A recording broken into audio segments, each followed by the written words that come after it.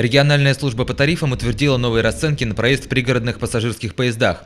Ожидается, что билеты в Коми подорожают с 15 мая. Стоимость билета, как и прежде, напрямую зависит от расстояния. Билет на расстоянии меньше 5 километров подорожает всего на 2 рубля. А вот если расстояние порядка 200 километров, заплатить придется на 38 рублей больше.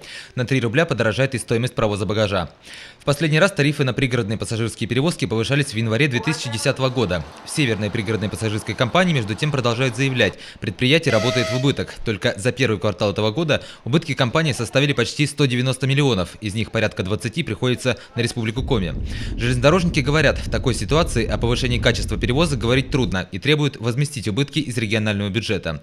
Власти Коми размер компенсации намерены пересчитать. По их мнению, выпадающие доходы и убытки – это совершенно разные вещи. Если в первом случае речь идет именно о разнице себестоимости перевозки и цены билета, то убытки могут возникнуть из-за разных причин, в том числе и неэффективного менеджмента.